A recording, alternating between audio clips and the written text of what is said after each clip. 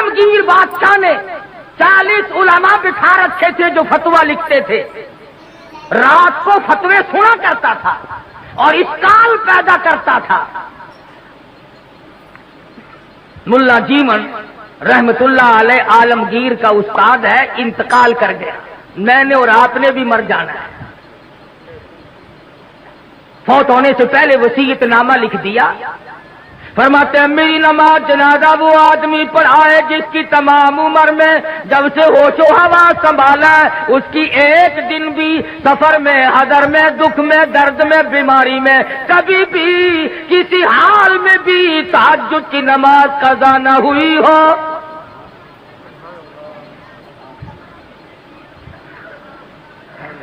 دلی کی جامع مسجد کے سامنے جنازہ رکھا ہے، سارا دن بیت گیا. علماء موجود ہیں، محدثین موجود ہیں، مفتی موجود تھے، قاری موجود تھے، قاضی موجود تھے، مگر کوئی جنازہ پڑھانے کی جرت نہیں کرتا. کبھی نہ کبھی دکھ میں، درد میں، شادی میں، غمی میں تہجد کی نماز چلی جاتی ہے، کوئی جرت نہیں کرتا. عصر کا وقت ہوا، بادشاہ عالمگیر استاد محترم کے جنازے کے قریب پہنچا اور منہ سے کپڑا اٹھا کے کہنے لگا او اللہ والے تجھے کیا ملا؟ دنیا سے جاتے جاتے میرا راز کھول گئے. میں سمجھتا ہوں، جانتا ہوں کس کے بارے میں لکھ کے گئے ہو، کسے حکم دے کے گئے ہو، مگر اے اللہ والے یہ تو بتا، میری تمنا تھی، میری آرزو تھی کہ تیرے سوا، میرے رب کے سوا کوئی نہ جانے میں کیسا ہوں. والذین یبیتون لربہم سجدا وقیاما. وہ لوگ کتنے کامیاب ہیں جن کی راتیں سجدوں اور قیام میں بیت جاتی ہیں. امن ہوا قانت آناء اللیل.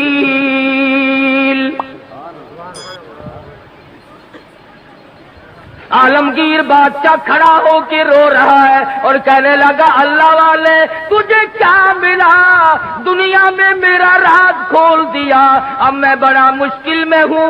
اگر میں اپنا راز بچاتا ہوں تیرا جنازہ پڑھانے والا کوئی نہیں،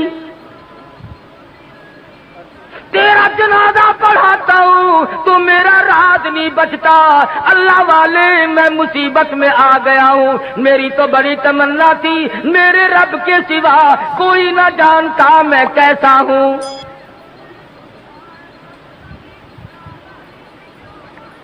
اب میں اور کیا کر سکتا ہوں؟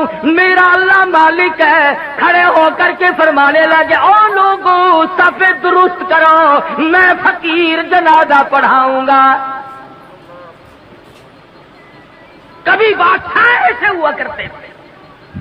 آج لوگوں چودھریوں کی اولاد قرآن نہیں پڑھتی، آڑتیوں کی اولاد قرآن نہیں پڑھتی، شیخوں کی اولاد قرآن نہیں پڑھتی، ملکوں کی اولاد قرآن نہیں پڑھتی، خانوں کی اولاد قرآن نہیں پڑھتی، تھانے دار کی اولاد قرآن نہیں پڑھتی، اے سی کی اولاد قرآن نہیں پڑھتی، تحصیلدار کی اولاد قرآن نہیں پڑھتی. اس لیے کہ اس کو کوئی مقدس کتاب نہیں مانتا. Facebook is a great place to connect with the people around you. But that doesn't mean sharing your... ساری عمر میں چودھری نے کبھی بنگلے میں، کوٹھی میں، مکان میں، دکان میں قرآن کو داخل نہیں ہونے دیا. ہر چیز مکان میں آئے گی، دنیا دار آئیں گے، چھوٹے بڑے، امیر و غریب بنگلے میں، ڈیرے میں آئیں گے جائیں گے، مگر اللہ کے قرآن کے لیے داخلہ بند ہے. جب تک چودھری مرے گا نہیں قرآن کا داخلہ بند. جب تک شیخ مرے گا نہیں قرآن کریم کا داخلہ بند. جب تک ملک اور خان مرے گا نہیں اس وقت تک قرآن کریم کا داخلہ بند. جب مر جائے فوراً داخلہ کھلتا ہے. اس مسجد کے مولوی کو بھی بلا کے لاؤ، اس مسجد کے مولوی کو بھی بلا کے لاؤ، ادھر کے طالب علم بھی بلاؤ، ادھر کے طالب علم بھی بلاؤ، چاروں طرف بیٹھے ہیں، قرآن مجید کی تلاوت ہو رہی ہے، مرنے والے کا بیٹا بیچ میں کھڑا ہوتا ہے اور کہتا ہے مولانا او قاری صاحب آج تو اتنا قرآن پڑھو، آج تو اتنا قرآن پڑھو، آج تو اتنا قرآن پڑھو، میرے ابا مرحوم کو بہشت میں ٹھوک کے جانا۔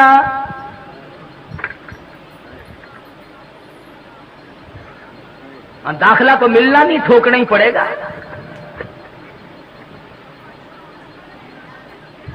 آج قرآن یاد آیا، اس کا مطلب تو یہ ہوا کہ یہ قرآن مردوں کے لیے اترا ہے۔ موٹر کار زندوں کے لیے، ہوائی جہاز زندوں کے لیے، ریل گاڑی ہوائی، تمام سواریاں، تمام سبزی ترکاری پھل فروٹ، عورت مرد کے لیے، مرد عورت کے لیے زندہ چاہیے۔ اور لوگوں انصاف کرو، ہر چیز زندوں کے لیے، خدا کا قرآن مردوں کے لیے۔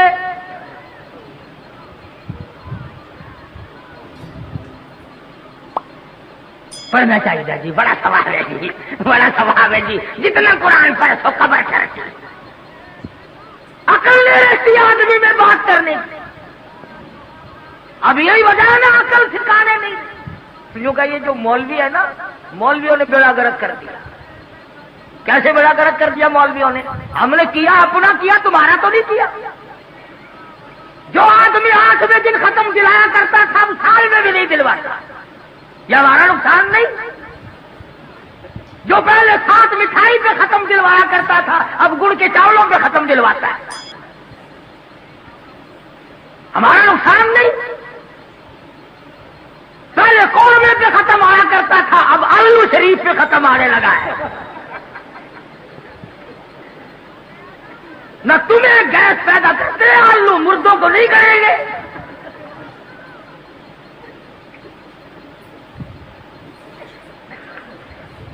یہ ساری کی ساری باتیں بے عقل پن میں آدمی کرتا ہے، جب عقل سلیم نہیں رہتی اس وقت یہ بات کرتا ہے۔ امام الانبیاء محبوب کبریا حضرت محمد مصطفیٰ صلی اللہ تعالی علیہ وسلم کے نوجوان صحابہ، مرد تھے یا عورتیں تھیں، بوڑھے تھے یا جوان تھے، امیر تھے غریب تھے، تمام کے تمام نے کمال کر دیا۔ اور خود خدا کہتا ہے اولئک کتب فی قلوبہم الایمان، یہ وہ لوگ ہیں جن کے دلوں پہ میں نے ایمان لکھ دیا۔ اور فرمایا والانصار الذین اتبعوہم بإحسان رضی اللہ عنہم ورضوا عنہ، یہ مہاجرین، یہ انصار، یہ ابو بکر، یہ فاروق، یہ عثمان ذی النورین، یہ علی مرتضیٰ، یہ تمام کے تمام صحابہ کرام، اللہ فرماتے ہیں ان کی بات نہ کرو، اپنی کرو، میرا فیصلہ سن لو، رضی اللہ عنہم ورضوا عنہ، میں ان سے راضی، یہ مجھ سے راضی، تم بیچ میں بھونکنے والے کون ہو؟ تم کون ہو؟ تمہیں کیا مطلب ہے؟ دیکھو نا جی، فاروق اعظم نے، صدیق اکبر نے خلافت پہ قبضہ کر لیا، پھر تو اور تیرے باپ دادا اس وقت کیوں نہیں بولے؟ اس وقت کیوں نہیں بولے؟ اگر دم تھا، اگر ہم تھا، ضرورت تھی، اس وقت کیوں نہیں بولے؟ 1400 سال کے بعد مسائل یاد آئے ہیں، نماز سے جان چھڑانے کے لیے، روزے سے جان چھڑانے کے لیے، باقی دین کے احکام سے جان چھڑانے کے لیے صحابہ کرام پہ اعتراضات۔ اور کوئی ہو، میں تمام کے تمام کو کہتا ہوں، یا وہ لوگ ہو جو صحابہ کرام کو معیار حق نہیں مانتے، یا وہ لوگ ہو جو صحابہ کرام کو بدجانت کہتے ہیں، یا وہ لوگ ہو جو صحابہ کرام کو بکواس کرتے ہیں، ہم تمام کے تمام کو ذلیل و خوار سمجھتے ہیں۔ تم ان کا کیا بگاڑو گے جن کا سردار کالی کملی والا ہو؟ تم ان کا کیا بگاڑو گے جن کا والی محمد مصطفیٰ ہو؟ تم ان کا کیا بگاڑو گے جن کا داماد کالی کملی والا ہو؟ تم ان کا کیا بگاڑو گے جن کا سسر محمد مصطفیٰ ہو؟ تم دنیا میں نہیں ڈھونڈتے پھرتے؟ جو جج آتا ہے اس کا باڑا پٹھارا نکالتے ہو، پتہ لگاؤ یہ ہے کتوں دا، کہڑے علاقے دے رہے نارا؟ پھر کوئی مامے نو کسیٹ کے لیا ہے، کوئی پھوپھی نو پھڑ کے لیا ہے۔ تم تعلقات تلاش کرتے ہو۔ ابو جہل نے تلواریں سب کو ننگی دے دی اور کہا کندھے سے کندھا ملا کر کھڑے رہنا، نکل نہ جائے نبی۔ سارے کے سارے ایک دوسرے سے کندھا ملا کر کھڑے ہو گئے، اور ادھر حکم ملا میرے محبوب اسی وقت ہجرت کرو، چلو مکہ چھوڑ کر۔ عرض کیا الہ العالمین، مجھے کل حکم دے دیا ہوتا، پرسوں مجھے حکم مل جاتا، میں چپکا سا نکل جاتا، آج تو یہ چاروں طرف کھڑے ہیں، میں کیسے نکلوں گا؟ آواز آئی کالی کملی والے، اگر میں کل لے جاتا، پرسوں لے جاتا، چوتھ لے جاتا، یہ بگلے بجاتے اور یہ کہتے ہمیں پتہ نہ چلا، ورنہ یوں کر دیتے، یوں کر دیتے۔ میرے محبوب مزہ تو آ جائے گا، تلواریں ننگی ہو، یہ کندھے سے کندھا ملا کر کھڑے ہو، اور میں اپنے محبوب کو اگر بچا کر نہ لے جا سکوں تو میری خدائی کیا ہو؟ نعرہ تکبیر!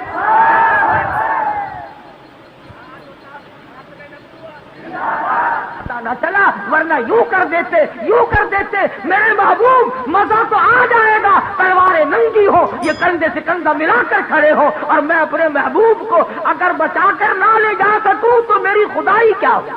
نعرہ تکبیر!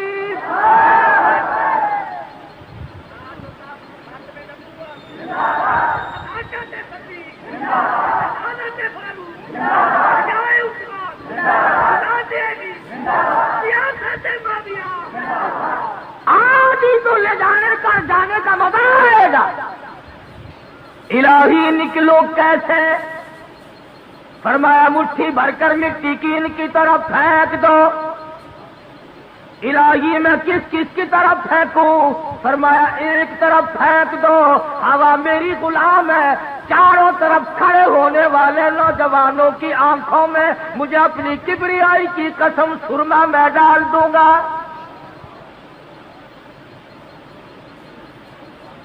نبی نے مٹھی بھر کر مٹی کی پھینک دی، سب کی آنکھوں میں تشریف لے گئے۔ ایک دوسرے کو برابر میں کہنے لگے کیوں ہے بدماش، میری آنکھ مٹی پھینک دی؟ انہوں نے کہا پہلے پھینک کر پھر بھونکنا بھی شروع کر دیا۔ تلواریں تو کی پھینک اور لگ گئے ایک دوسرے کی مالش کرنے۔ ابو جہل جو آیا آ کے کیا دیکھتا ہے، حجرے کے چاروں طرف ماتم ہو رہا ہے۔ کہنے لگا بھلے لوگوں یہ کیا شروع کیا تم نے، یہ کبڈی کبڈی کیسی ہو رہی ہے؟ اندر کا بھی پتہ کیا،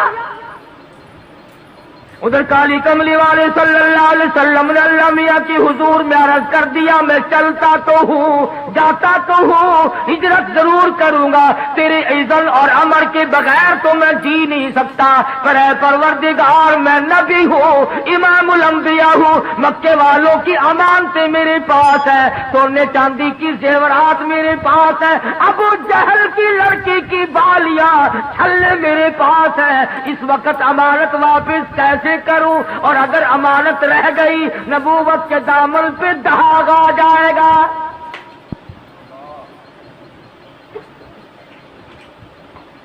امانت واپس نہ ہوئی تو نبوت کے دامن پہ داغ آ جائے گا۔ اور ایک ہم ہیں سچے عاشق، امانت رکھ کر واپس لے کے تو دکھاؤ۔ ہم دیوانے ہیں، ہم پروانے ہیں، کوئی امانت رکھ کر لے کے تو دکھائے۔ ادھار وصول نہیں ہوتا تو امانت کون واپس کرے؟ صحابہ کرام وہ نوجوان سے یہود و نصارا عیسائی لوگ دو سال کے لیے سفر میں جاتے تھے، اپنی جوان خوبصورت بچیوں کو صحابہ کرام کے گھروں میں چھوڑ جاتے تھے۔ ہمیشہ ایسا ہوتا رہا، کبھی کسی عیسائی نے، کبھی کسی کافر نے کالی کملی والے کے غلام کے ذمے تہمت نہ لگائی۔ انہوں نے غیر کی آبرو کی حفاظت کی، غیر کی عزت کی حفاظت کی۔ آج ہم سے اپنی حفاظت نہیں ہوئی۔ اب تو لوگ یوں لگ گئے کہنے کہ گھر میں عورت بٹھانے سے کیڑے لگ جاتے ہیں، عورت سے کیڑے کھا جاتے ہیں۔ اچھا، سارا بھی کیڑے کھا گئے کہ تیری باقی ہے؟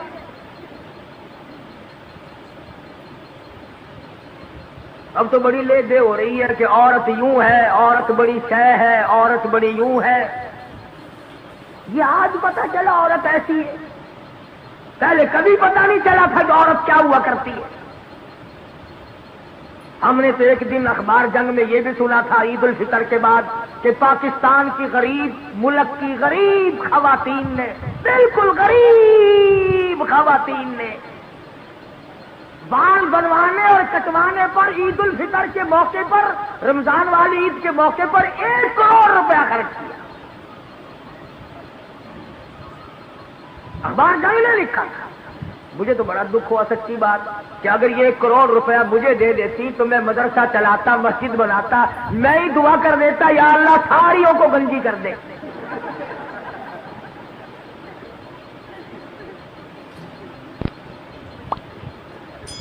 پر میری دعا کی یہ قائل نہیں۔ اور اخبار میں لکھا تھا کہ اتنا رش پڑا کہ راستوں کو لائن لگی رہی، اور لائن میں جہاں لڑکیاں تھیں، نو عمر چھوکریاں تھیں، اخبار میں یہ بھی لکھا تھا کہ نانی اماں، دادی اماں بھی لگی ہوئی تھی۔ یعنی لائن میں جہاں لڑکیاں بڑکیاں تھیں وہاں پرانے پپے بھی لگے ہوئے تھے۔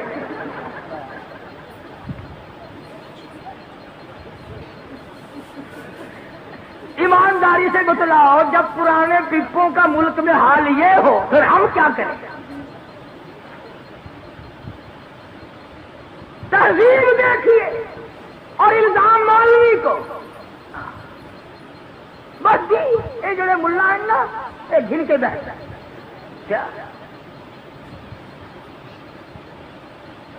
بات کہنے والا کبھی نہیں ہٹا کرتا۔ دنیا میں ہمیشہ ایسے ایسے لوگ آئے جنہوں نے سچ بات کہی اور مصیبت اٹھائی۔